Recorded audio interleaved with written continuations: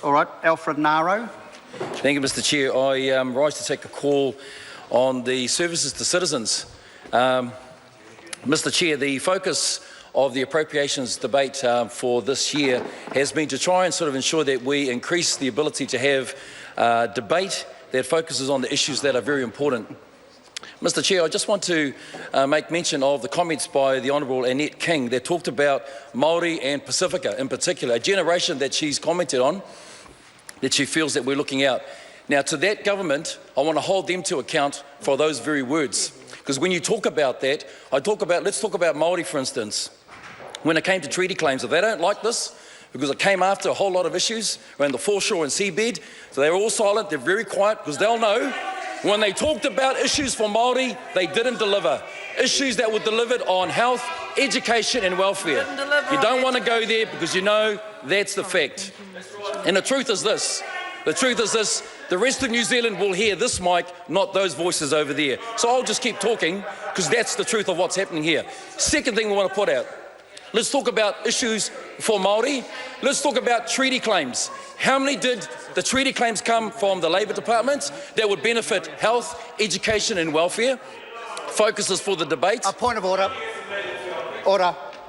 We have a point of order, the Honourable Annette King. Treaty claims part of this debate? I'm just getting... Thank you. Yeah, well, I mean, I was there. I'm just dealing with this.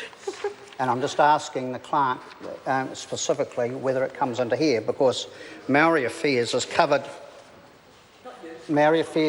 later on, and I've asked, order please, I've asked specifically whether treaty claims comes under this, and I'm just seeking some advice.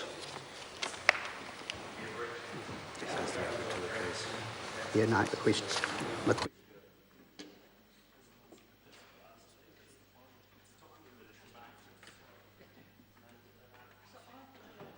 Yeah. Well, let me just answer, before I answer the question about the treaty claims, the Business Committee has changed the format for this debate. And so the Business Committee has come up with a format how we're going to have 7 themes.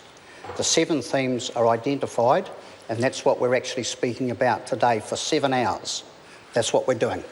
Now, in answer to the question about the point of order about whether treaty claims are part of this, they are not, unless you can relate Maori aspirations or Maori involvement back under the headings that I mentioned before: education, health, housing, social development. If you do that, that's fine. You cannot specifically talk about the treaty claim settlement process. Alfred Naro. Thank you, Mr. Chair. And as I was alluding to my speeches, I talked about the impact of those claims, not in particular to the claims themselves, but the impact that they have to Māori education, to health and welfare. And again, I see that under this government, what we've done, that's right, over 42 treaty claims that benefit health, education and welfare. That's what this government did. So I hold to account the words that have been spoken over there. Let's talk about Pacifica, because I love this when they want to stand up and speak about this, because to Pacifica, let's talk about the whole aspect of education and the achievements. What have been the achievement rates for education in particular? I tell you what, they're the education rates that the Labour government would be ashamed of. Under a national government, we've increased ECE participation, we've increased the ability, the retention rates and the completion rates in university. That's what we've done. And again, I remind the opposition, the only mic that's heard by the public is this one, not that one. So this is what we're doing. This is what we're doing as a government. These are the things, absolutely, this is what we're achieving, because the reality is, it's the facts that speak loudest. It's the facts that speak loudest to this. So, Mr. Speaker, these are the things that we've done that are important to welfare for our communities that are truly making a difference. Vulnerable children that are absolutely critical. Under budget 14, $16.4 million around child protection services. 142,000 children now available to social workers in schools.